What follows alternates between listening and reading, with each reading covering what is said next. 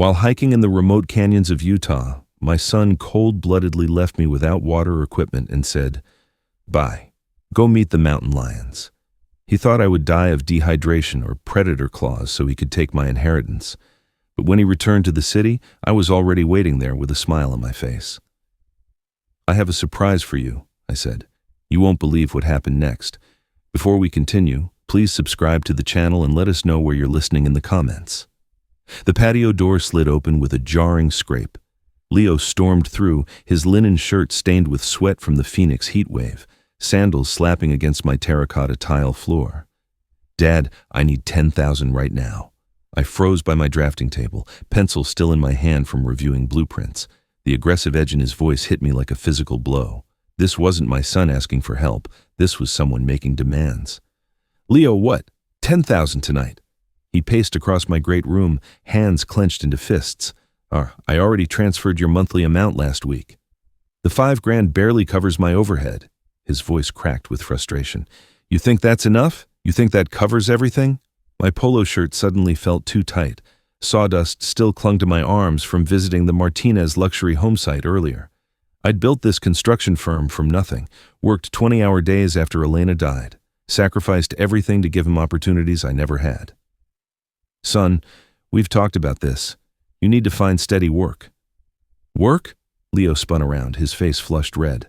"Why should I work when you're sitting on all this money, when you control everything like some dictator?" The accusation stung. I straightened my shoulders, old ranger posture kicking in. "I'm trying to teach you responsibility." "Responsibility?" He laughed bitterly. "You want to know about responsibility? After you die, I'll be an amazing CEO of your construction empire. I'll run it better than you ever did."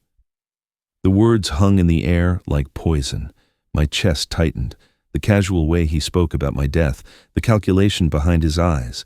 This wasn't grief or frustration talking. This was greed. I opened my mouth, but no sound came. 20 years of single parenting, of sacrificing, of hoping he'd become the man his mother would have been proud of. All crumbled in that moment. Leo must have seen the shock on my face. His expression shifted, realizing he'd revealed too much. Without another word, he spun toward the door. The slam echoed through the house like a thunderclap. The family photo on the bookshelf rattled, Elena's smiling face trembling behind the glass. I stood there, motionless, watching it slowly settle back into place. The silence pressed against my ears. Outside, Leo's sports car engine roared to life and faded into the distance. I remained frozen by my drafting table, the pencil still gripped in my white-knuckled hand, staring at that photo that refused to stop its gentle trembling. The next morning, I reached up to straighten the family photo. Elena's face smiled back at me, young, radiant, holding 8-year-old Leo at his first soccer game. The memory hit like a physical blow. Elena's funeral. Leo standing beside me in his only suit, 3 sizes too big, clutching my hand while I tried not to collapse. The loan on the first major project was 3 months behind. Elena's medical bills had drained our savings. I'd promised her on her dying breath I'd take care of him, give him everything she couldn't. By Thursday, I found myself pulling out old photo albums. Each page revealed another sacrifice I'd forgotten. Leo's private school tuition, $60,000 per year because the public schools weren't good enough for Elena's son. His Arizona State University education, complete with the dorm experience he demanded. The BMW convertible I bought him for graduation, $40,000 in cash because he refused anything used. I traced the edges of a picture from his 18th birthday. Even then, something was missing in his eyes. While other kids his age worked summer jobs, Leo spent his time partying, living off the monthly allowances I justified as an investment in his future. The progression was clear now, spread across decades of photographs. Every handout, every rescued failure, every crisis I'd solved with my credit card had carved away pieces of his character. I thought I was being a good father. Instead, I'd created a stranger who calculated my death like a business transaction. Saturday evening, I sat in Elena's old armchair, the one I'd never had the heart to remove. She would have seen this coming. Elena always understood people better than I did. She would have pushed him toward independence, made him earn every dollar. I failed her, I whispered to the empty room. The realization settled into my bones like desert cold. I'd spent 20 years trying to buy Leo's love to compensate for the mother he'd lost. Every payment had been a bandage over my own guilt, my own inadequacy. I'd convinced myself that providing for him was the same as parenting him. Sunday morning, I returned the albums to their shelf and sat at my desk. My hands shook slightly as I reached for pen and paper. Ranger discipline steadied my breathing. I had to think clearly now, plan for possibilities I'd never wanted to consider. The blank page stared back at me, waiting for decisions I wasn't ready to make. 1 ring, 2 rings. My pen hovered over the legal documents I'd been drafting when the phone shattered the quiet. Leo's name glowed on the screen. I hesitated, then answered, "Hello, son." "Dad, hey, how are you doing?" His voice carried an artificial cheerfulness that set my teeth on edge, too bright, too eager, like a salesman's opening pitch. "I'm fine. This is unexpected after our conversation last week." "Yeah, about that. Look, I've been thinking. I was way out of line and I want to make it right." The words came too fast, too practiced. "Actually, I have a proposal, something that could fix everything between us." I waited, military training teaching me the value of silence. "Let's go hiking together, in Utah, a remote canyon, just you and me, like when I was a kid, remember?" The suggestion hit me like whiplash. Leo hadn't shown interest in outdoor activities since high school. "This is very sudden." I know, but here's the thing. My buddies canceled last minute and I've got these permits that are just going to waste. Everything's already paid for. Flights, hiking gear, park permits, the whole package expires tomorrow if we don't use it." My grip tightened on the phone. The urgency felt manufactured, designed to prevent me from thinking too carefully. "Leo, when have you ever organized hiking trips?" "Come on, Dad. Remember when you taught me to read a compass? How to find water with a solar still? You always said the wilderness shows a man's true character." The reference to our shared past twisted something in my chest. Those had been good times. Before Elena's death changed everything. Before I'd started solving problems with money instead of presents. "This could be our chance to reconnect," Leo continued, his voice dropping to a more sincere register. "To remember what we used to have. No distractions, no city stress. Just father and son in God's country." I closed my eyes, a war between hope and instinct raging in my chest. Every rational part of my brain screamed warning. The timing, the sudden enthusiasm, the convenient story about canceled friends. It all felt orchestrated, but underneath the suspicion lived a deeper pain. What if this was real? What if my son genuinely wanted to rebuild our relationship? "The flights leave April 10th, Leo pressed. "Phoenix to Salt Lake City, then we drive down to the park. 5 days in the wilderness, just like the old times." 5 days, I repeated slowly. "Dad, please, these permits are burning and this might be our last chance to fix what's broken between us." The silence stretched between us. I stared down at the papers on my desk.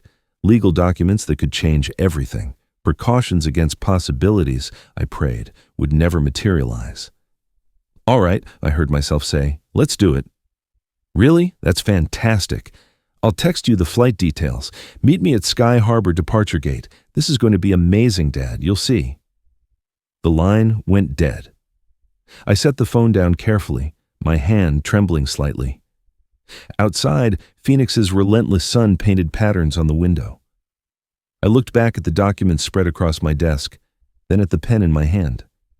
Hope and preparation, both felt like betrayal. 3 days later, I folded the legal documents carefully and slipped them into my travel bag's inner pocket. The papers felt heavier than they should have, weighted with possibilities I'd never wanted to consider. Leo waited by gate B4, bouncing on his heels like an overeager teenager. His backpack looked brand new, tags still attached to the zippers. When he spotted me approaching, his grin stretched too wide. "Dad, perfect timing. They just called for boarding." "You seem excited."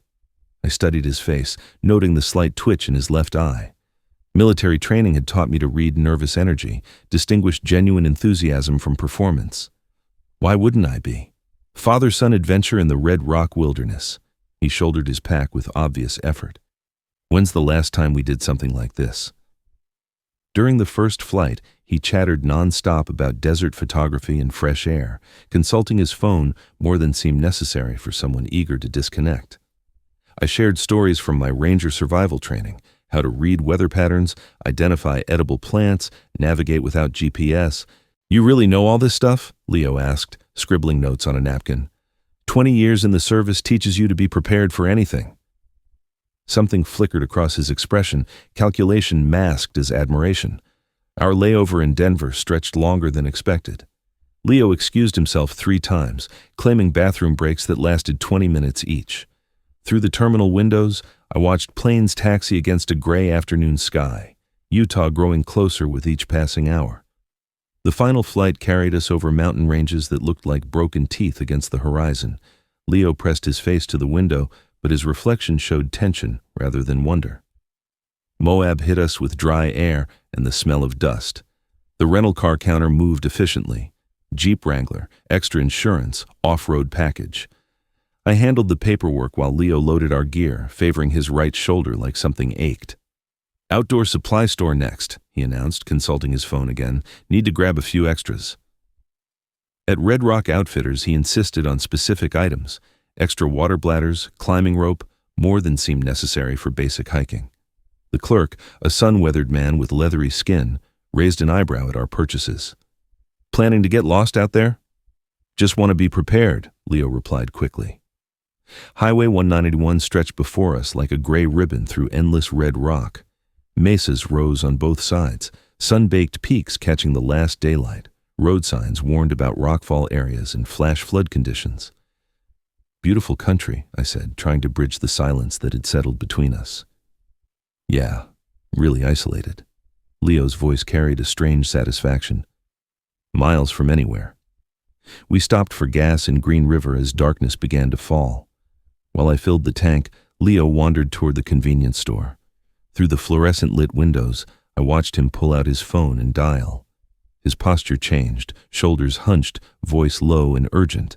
When he returned, I asked casually, "Everything all right? Saw you on the phone." "Just checking weather conditions for tomorrow." He avoided my eyes. "Flash flood warning moving in, but should clear by morning."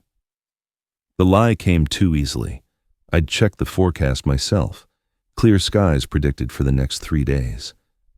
As we pulled back onto the highway, that familiar military unease settled in my gut. The same instinct that had kept me alive in hostile territory. Something was wrong. I just couldn't figure out what. 40 miles later, the gas station conversation still bothered me. "So what did the weather service actually say?" Leo's grip tightened on the door handle. "Possible high winds, nothing major." The deflection confirmed my suspicions, but I kept my voice neutral. Good thing we packed extra layers. The canyon maze entrance appeared around a bend. Wooden signs announcing the park boundaries, cabins scattered among towering juniper trees. The visitor center buzzed with early morning activity, despite the season. Most tourists came in summer. April visitors were serious outdoorsmen or locals. The Red Rock Inn looked exactly like the brochure photos Leo had shown me. Rustic log construction, rooms with names like Coyote Run and Bighorn Vista. The desk clerk, a young woman with a turquoise bracelet, processed our registration while Leo studied trail maps displayed on the wall. "First time to the maze?" she asked. "For him," I nodded toward Leo. "I've been to Utah before, military exercises." "Which trails are you considering?" Leo stepped forward before I could answer. "The Serpent Spine Trail. We want the full wilderness experience." The clerk's expression shifted to concern. "That's advanced terrain, very remote. Most people start with the shorter nature trails." "We're experienced hikers," Leo insisted, though his definition of experience apparently included 0 actual hiking trips in the past decade. "Park ranger." Mike Thornton looked like he'd stepped out of a recruitment poster. Confident, capable, with the no-nonsense bearing of someone who dealt with every type of wilderness emergency. His briefing room smelled of coffee and sagebrush, walls covered with topographical maps and wildlife photos. "Gentlemen, let's be clear about what you're undertaking." He spread a detailed map across the conference table. "The Serpent Spine Trail takes you 50 miles from the nearest paved road. No cell coverage, no other hikers this time of year. He pointed to red markers scattered across the map. Recent mountain lion sightings here, here, and here. 2 cubs were spotted last week, which means a protective mother nearby. We've had large coyote pack sightings, and the rattlesnakes are unpredictable during spring territory disputes. Leo leaned forward, studying the isolated sections with intense focus. What about emergency evacuation? Helicopter rescue, weather permitting. Could be days if the winds turn bad. Ranger Thornton's stern expression suggested he'd seen too many overconfident tourists become statistics. I have to ask, what's your combined wilderness experience? I answered honestly about my military background, while Leo mumbled vague references to hiking with friends. The ranger's doubt was visible. Sir, with respect, this route isn't appropriate for beginners. We have excellent guided tours, shorter trails. We'll be fine, Leo interrupted. My father's practically a survival expert. After signing liability waivers and watching safety videos about snake encounters, we rented bear-resistant food containers and a personal locator beacon, PLB. I insisted on renting a satellite phone, a heavy brick that felt familiar in my hands. You sure about that? Leo asked nervously. Canyon rule number 1, never go unarmed by a lifeline. Our final stop involved programming GPS coordinates into our PLB. Ranger Thornton demonstrated the activation sequence with professional precision. Push this button, hold for 5 seconds, and search and rescue gets your exact location. But remember, in that backcountry, even with coordinates, rescue could take 12 to 18 hours minimum. Loading our packs into the Jeep, I felt that familiar pre-mission tension. Every detail screamed warning. The remote location, Leo's obvious inexperience, his strange insistence on maximum isolation. Still sure about this route? I asked as we pulled away from the ranger station. Leo's smile looked forced. Absolutely. No turning back now, right, Dad? The phrase hit my ears wrong. Less encouragement, more finality. Through the rearview mirror, I watched the ranger station disappear behind a mesa, our last connection to civilization fading into wilderness that suddenly felt less like adventure and more like a trap. The dirt track narrowed until canyon walls scraped our windows like sandstone claws. My GPS showed our position moving deeper into unmarked territory, past the last cell tower, beyond the final trail marker, into wilderness that had swallowed unprepared travelers before.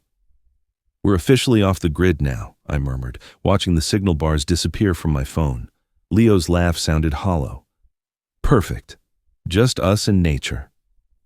Mile 42. Devil's Gulch marked the end of the drivable road. I parked beside weathered wooden posts that looked like grave markers in the dim afternoon light. Unloading our packs revealed the weight difference, mine distributed efficiently from decades of military training. Leo's bulging awkwardly with gear he'd never tested. Jesus, this thing weighs a ton, he complained, struggling with the shoulder straps. Proper packing takes practice. I adjusted his weight distribution, noting how he winced when I touched his right shoulder. You hurt yourself? Old injury? Nothing serious? The trail wound through dense pinyon and juniper forest, where the afternoon sun barely penetrated. Tumbled boulders created natural obstacles, and dry washes required careful navigation. Wildlife signs appeared immediately, sharp deer tracks pressed into dusty patches, raven cries echoing from somewhere above the canyon rim, and the distant yipping that meant coyotes. You hear that? Leo stopped suddenly, face pale. The coyote pack? Probably 5 miles away. I kept walking, but noticed his nervousness had nothing to do with wildlife appreciation.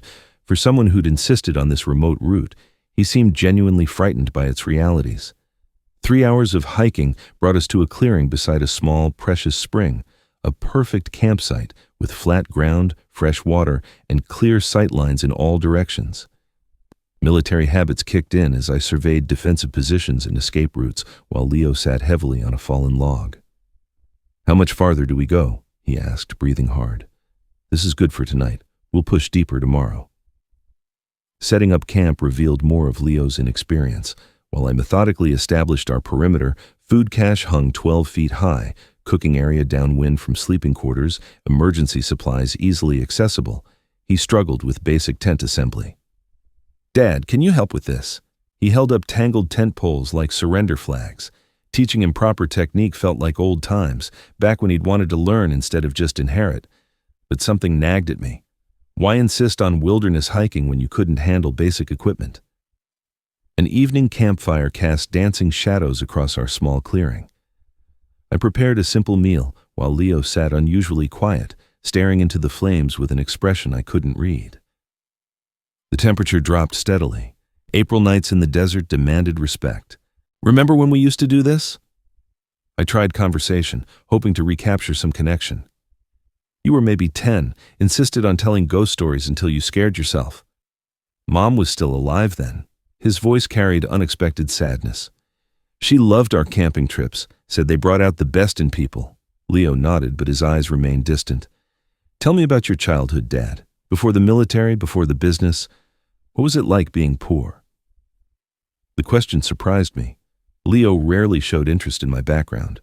I found myself sharing stories I hadn't told in years, growing up in rural Texas, working farms during summer, earning every dollar through sweat and determination. Sounds hard, he said, but his tone suggested calculation rather than sympathy. Hard work built character, taught me the value of earning what you have. Something flickered across his features, resentment maybe, or frustration. But when he spoke, his voice remained carefully neutral. Lucky for me, right? Getting to skip all that character building. The conversation continued around the fire, Leo prompting stories about my military service, survival training, the skills that had kept me alive in hostile environments. I shared more than usual, encouraged by what seemed like genuine interest. How do you know when someone's lying to you? He asked suddenly. Body language, voice patterns, inconsistencies in their story. I poked the fire, sending sparks spiraling into darkness. Why? Just curious. You've always been good at reading people. Later, as I banked the fire for the night, peaceful silence settled over our campsite. Stars emerged in patterns I hadn't seen since my last deployment, unmarred by city lights. The wilderness felt pristine, untouched, almost sacred. I'll take first watch, Leo volunteered. Not really tired yet. You sure? We've got a long day tomorrow. Yeah, I want to enjoy this. Listen to the desert sounds. I crawled into my tent, trusting my son to wake me for the second shift. Through the nylon walls, I could hear him moving around the fire, adding wood, settling into a watch position. Normal camping sounds that should have been comforting. But as sleep approached, something bothered me about his offer. In all our conversations, Leo had never shown interest in solitary reflection or nature appreciation. Why start now?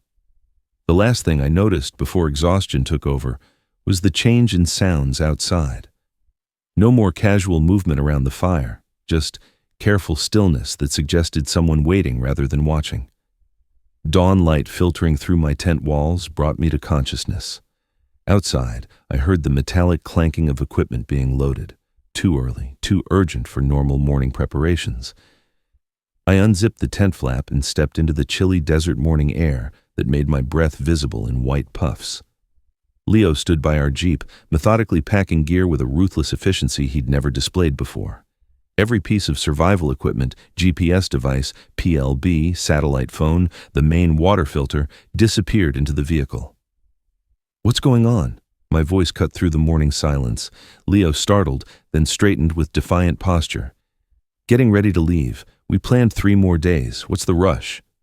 Change of plans. He avoided my eyes, continuing to load equipment.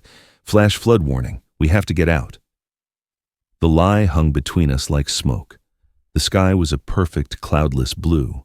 My military instincts, dormant since arriving in Utah, suddenly screamed warnings. Leo, talk to me. The sky is clear. What's really happening here? Something snapped in his expression. Years of carefully controlled resentment exploded across his features like a dam bursting. You want to know what's happening? I'm done. Done with your control, your manipulation, your constant judgment. Son, I don't understand. Don't.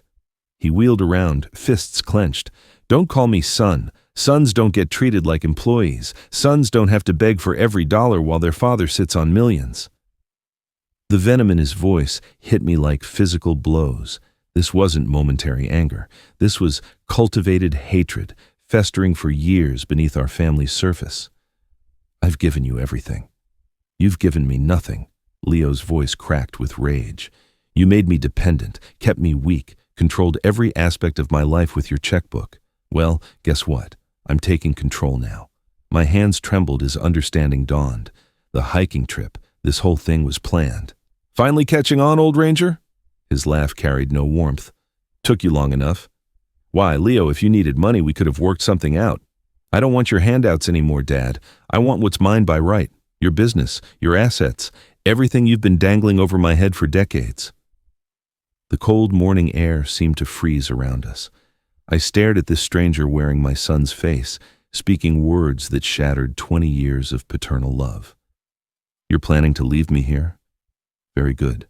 Yes, I'm leaving you here to figure things out for yourself.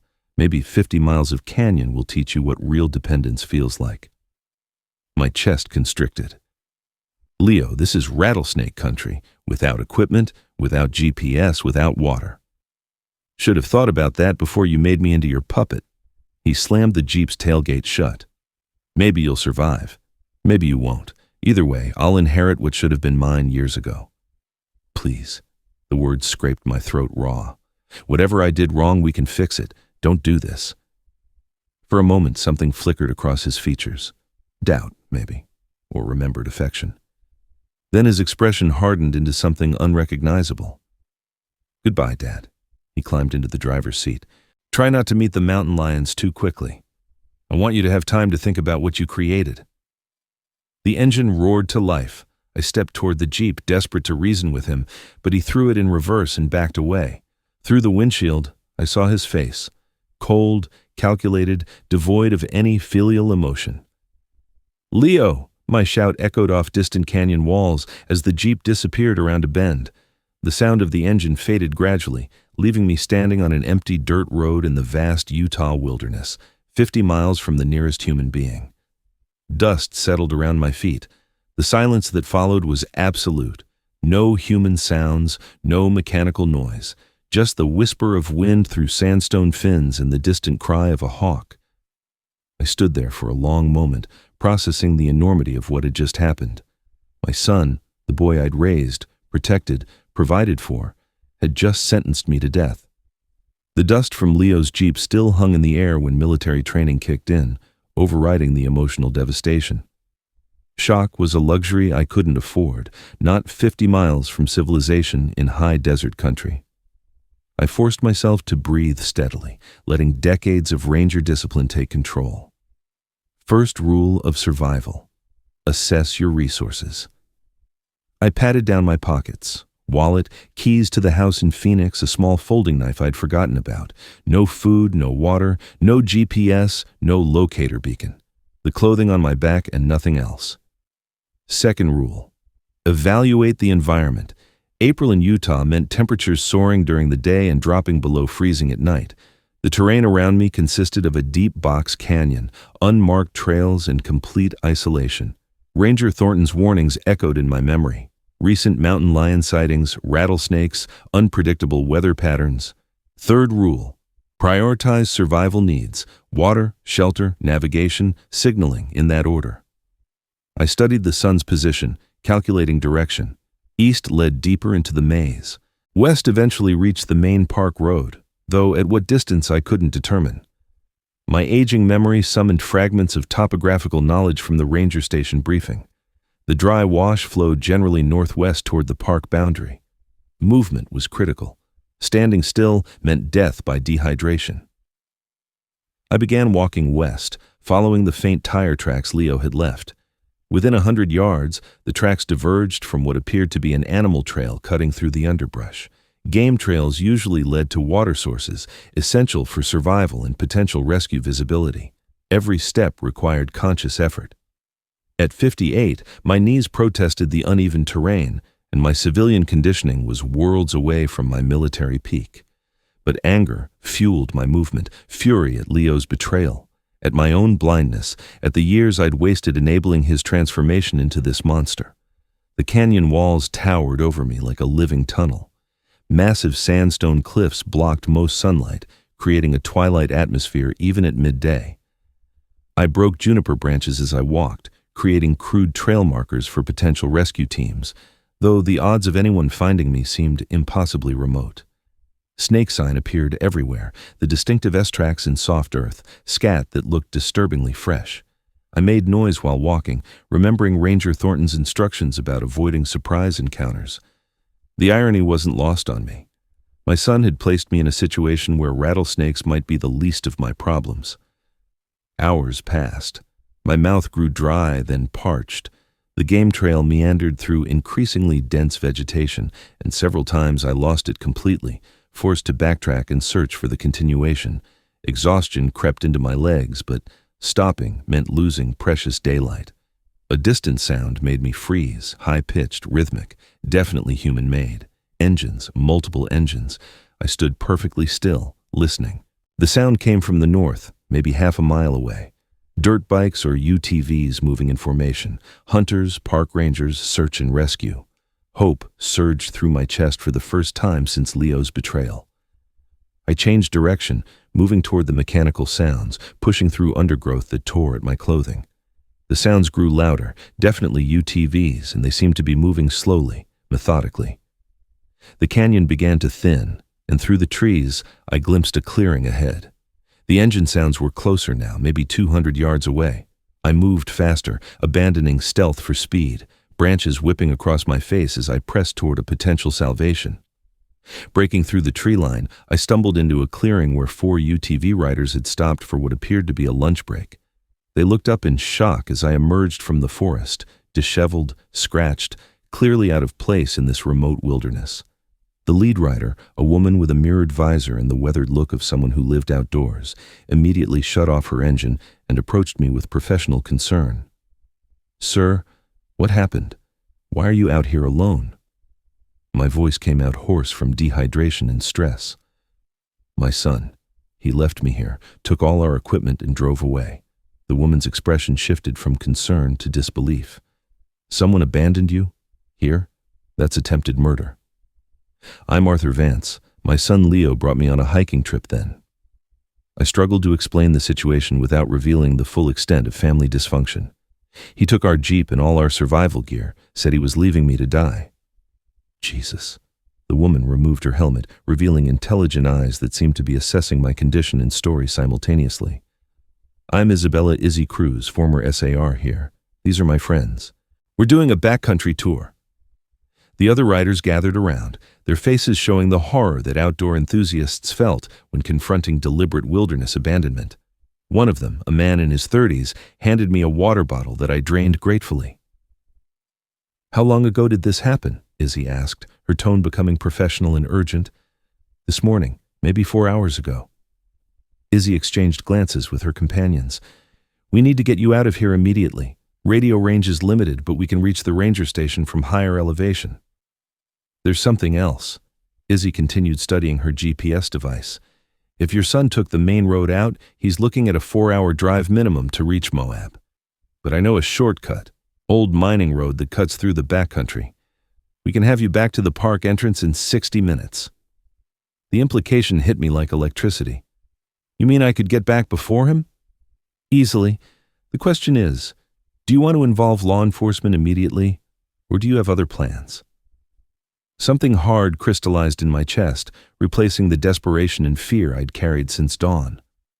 Leo had calculated my death, planned my abandonment, counted on my helplessness. He'd made one critical error, underestimating the wilderness community's solidarity and my own survival instincts. "I want to get back to the motel first," I said carefully, "before I decide anything about police." Izzy nodded, understanding passing between us. "Climb on behind me. We'll take the mining road. Your son will never see us coming." The UTV ride through hidden canyon paths revealed a side of Utah I'd never imagined, a network of service trails maintained for emergency access, known only to rangers and serious backcountry guides. Izzy navigated with the confidence of someone who'd traveled these routes for years. "I spent 15 years on SAR here," she explained over the engine noise. "Seen a lot of stupid decisions but deliberate abandonment. That's criminal territory." The terrain blurred past, dry wash crossings, steep inclines, sections where we had to dismount and guide the UTVs around fallen boulders. Despite the rough conditions, we made excellent time, emerging onto paved road well ahead of Izzy's estimate. The Red Rock Inn appeared in the distance, its log cabin architecture looking incredibly welcoming after my morning in the wilderness. As we approached the parking area, I scanned for our rental Jeep, not yet returned. "Looks like your son's still driving back," Izzy observed. "You've got time to prepare whatever reception you're planning." The other riders offered contact information, promising to serve as witnesses if legal proceedings became necessary. Izzy handed me her card inscribed with personal cell and email. "Call me when you're ready to talk to authorities. What your son did, there need to be consequences." As they prepared to leave, Izzy paused. "Sir, you mind me asking, what are you planning to do when he gets back?" I looked toward the motel room where our belongings waited, then at the legal documents still folded in my jacket pocket. Leo had spent years planning my destruction. Now it was my turn to plan his. "I'm going to give him exactly what he wants," I said quietly. "Just not the way he expects to get it." Back in our motel room, I sat on the edge of the bed and pulled out my phone. Izzy's card lay beside me, along with her offer to contact authorities immediately. But first, I needed to understand exactly what I was dealing with.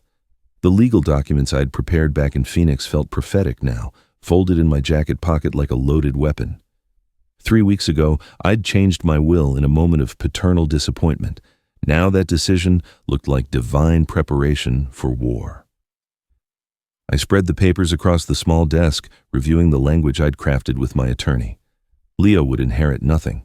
Everything would go to wildlife conservation charities, veterans organizations, and a scholarship fund in Elena's name. The irony was perfect. My son's attempt to murder me for inheritance would leave him with exactly nothing. But legal documents alone weren't enough. I needed evidence, witnesses, consequences that would follow Leo for the rest of his life. I dialed Izzy's number. She answered on the first ring. "Arthur, you settled in all right? I need your help with something specific. When Leo returns, I want everything documented. His reaction, his words, everything. You planning to confront him before calling police?" "I'm planning to give him exactly what he thought he wanted, the chance to inherit my business, right up until the moment he realizes what he's actually done to himself." Silence stretched across the connection. Finally, Izzy spoke.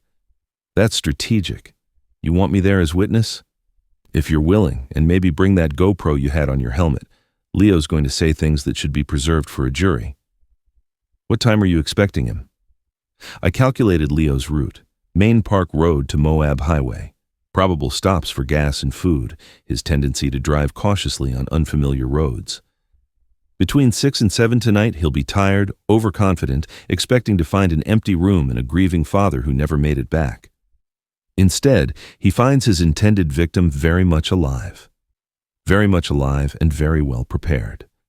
After Izzy agreed to arrive by 5:30, I called my attorney in Phoenix. The conversation was brief, but crucial.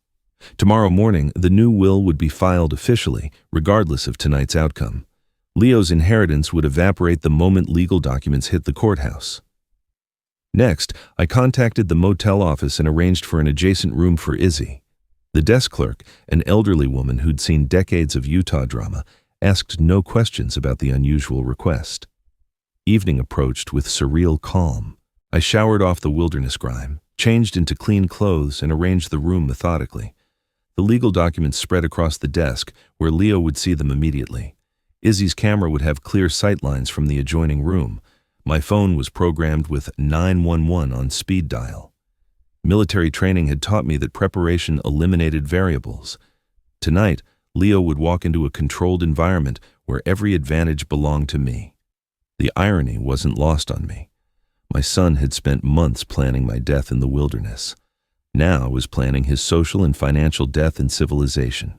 The difference was that my plan would leave him alive to face consequences. At 5:45, Izzy knocked softly. She entered carrying a small laptop and a few discreet cameras and the grim expression of someone who'd seen too many wilderness tragedies. Recording equipment set up in the adjacent room. Audio and video coverage of this entire space, she gestured toward the connecting door. When he arrives, you'll have everything documented. What happens legally when we turn this over to authorities? Attempted murder in the first degree. Utah takes wilderness abandonment seriously. It's essentially a death sentence with extra steps. With your testimony, my witness statement, and whatever he says tonight, he's looking at serious prison time. I nodded, feeling a cold satisfaction settle in my chest. Then we wait. Outside, darkness gathered around the motel like a closing fist. Through the window, I could see the main road where Leo's headlights would soon appear, carrying him toward a reckoning he'd never imagined possible. The phone showed 6:52 p.m. Any minute now, my son would discover that his perfect crime had become his perfect downfall. Headlights swept across the parking lot, and I recognized the distinctive sound of our rental Jeep engine. Leo had returned from his failed murder attempt, probably rehearsing grief-stricken phone calls to report his father's tragic disappearance. I positioned myself in the chair facing the door, legal documents clearly visible on the desk. Through the connecting wall, I heard Izzy adjusting her recording equipment. Everything was ready. Leo's key scraped the lock twice before catching. When the door opened, he stepped inside with the cautious air of someone expecting to find an empty room. The overhead light illuminated his face, and I watched recognition hit him like a physical blow. "Dad?" The word came out strangled, disbelieving. "Hello, son. How was your drive?" His face cycled through confusion, shock, and something approaching terror. How are you here? How did you get back?" "Turns out I'm harder to kill than you calculated." Leo's legs seemed to buckle slightly. He gripped the doorframe, eyes darting around the room as if searching for escape routes. "I don't understand. I left you 50 miles. 50 miles from nowhere without food, water, or equipment. Yes, I remember." I kept my voice conversational, almost friendly. Interesting choice of last words, by the way. "Go meet the mountain lions." Really captured the sentiment beautifully. "Dad, wait, you don't understand." "Oh, I understand perfectly.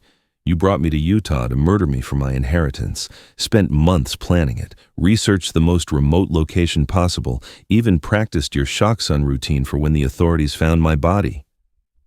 Leo's mouth opened and closed wordlessly. Sweat beaded on his forehead despite the cool evening air. "The problem with your plan," I continued, standing slowly, "is that you underestimated the wilderness community. Turns out there are people who actually help each other survive instead of abandoning family members to die. Look, if this is about money, it was always about money for you. That's what I finally understand. Every conversation, every hiking trip, every moment of what I thought was father-son bonding, you were just calculating my net worth." I walked to the desk and picked up the legal documents. "You want to know what's fascinating? 3 weeks ago, right after our fight, I changed my will. Called it paternal disappointment at the time." Leo's eyes locked onto the papers in my hands.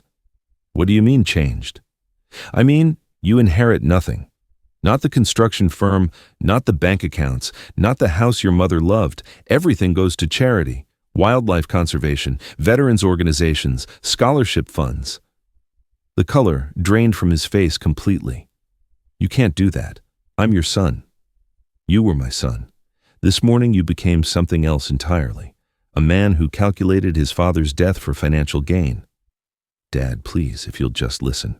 I listened this morning while you explained how my controlling behavior ruined your life. I listened when you said I deserved to die, alone in snake country. I'm done listening." Leo's composure cracked completely. "You self-righteous bastard, you created this. Your constant control, your manipulation, keeping me dependent while judging every choice I made. There it is, the real Leo Vance. You want to destroy me? Fine. But remember, you made me into this. Every dollar you dangled, every condition you attached, every way you controlled my life. This is your creation." I felt a strange calm settle over me. "You're absolutely right. I did create this. I enabled your dependence, bought your affection, confused providing with parenting. That's my failure as a father." "Then change the will back. Fix this. The will was filed this afternoon. It's done." I walked toward the door, past my son who looked smaller, somehow diminished. "But you're wrong about one thing. I didn't create your willingness to commit murder. That choice was entirely yours." Leo's voice cracked. "Where are you going?" "To call the police. Attempted murder is still a felony, even when it fails. Dad, wait. I paused at the threshold. Goodbye, Leo. In a strange way, you've given me exactly what I needed. Absolute clarity about who you really are. The last thing I saw before stepping outside was my son collapsing into the chair I'd vacated, staring at the legal documents that represented the complete destruction of everything he'd tried to gain through my death. The fluorescent lights in the Moab Police Department interview room buzzed overhead as Detective Ben Carter reviewed the evidence spread across the metal table. Izzy's digital recordings, my sworn statement, and Leo's own recorded confession from the motel room created an overwhelming case. Mr. Vance, I've been investigating wilderness crimes for 8 years. This is the most premeditated case of attempted murder I've encountered. Detective Carter clicked through the audio recordings on his laptop. Your son's statements are remarkably incriminating. He always was thorough when he wanted something. The district attorney will file charges this morning. Attempted murder in the first degree, reckless endangerment, and conspiracy to commit fraud regarding your inheritance. Utah doesn't treat wilderness abandonment lightly. Through the interview room window, I could see Leo in handcuffs being processed at the booking desk. Overnight in jail had stripped away his last pretenses. No more manipulation, no more charm, just a 28-year-old man facing the consequences of calculated evil. Izzy sat beside me, having driven over from her home to provide her witness testimony. What's the likely sentence for this kind of crime? 15, 25 years depending on plea negotiations. Utah views deliberate wilderness abandonment as equivalent to attempted murder, because that's exactly what it is. I watched my son through the glass, feeling an unexpected absence of satisfaction. This wasn't victory. It was just the natural endpoint of choices he'd made over years of increasing entitlement and resentment. Will you be returning to Phoenix today? Detective Carter asked. Tomorrow. I need to visit my attorney here first, finalize some estate planning documents. The detective nodded knowingly. Making sure your new will is completely secure? Among other things. I stood gathering my jacket and the evidence folders. I'm establishing a foundation in my late wife's name. Seems appropriate that Leo's inheritance should help people who actually deserve assistance. Izzy and I walked out of the police station into the crisp Moab morning air. Downtown traffic moved with typical Utah pace, unhurried, practical, purposeful. What happens now? Izzy asked. Back to my business in Phoenix, back to figuring out what kind of man I want to be in whatever years I have left? I looked up at the La Salle Mountains rising beyond the city skyline. Turns out surviving your own child's murder attempt gives you remarkable clarity about priorities. You planning to visit him? During the trial? The question caught me off guard. I considered it, seriously, the paternal instinct to maintain connection warring against the reality of what Mason had attempted. No. The man I raised died somewhere in those canyons yesterday morning. What's left isn't my son anymore. We reached Izzy's truck in the parking lot. She handed me a business card with her personal information. If you ever want to come back to Utah for the right reasons, hiking, stargazing, actually enjoying the wilderness, call me. First trip's on the house. Why would you do that? Because you survived something that should have killed you, and instead of letting it make you bitter, you're using it to help other people. That's worth supporting. I shook her hand, feeling genuine gratitude for this stranger who'd become an unlikely ally. Thank you. For everything. Thank the wilderness community. We look out for each other out here. As Izzy drove away, I pulled out my phone and dialed my attorney in Phoenix. There were foundations to establish, scholarships to fund, a lifetime of enabling to undo through positive action. Leo had brought me to Utah to die for money. Instead, I'd learned to live for purpose. In trying to destroy me, he had accidentally taught me the difference between providing for someone and actually caring about them. The irony was perfect and perfectly just. 3 days later, back in Phoenix, I received a letter from Leo in jail, 5 pages of manipulation disguised as apology, promising change if I had just reconsidered the inheritance, explaining how prison would ruin his life. I read it once, then fed it through my office shredder.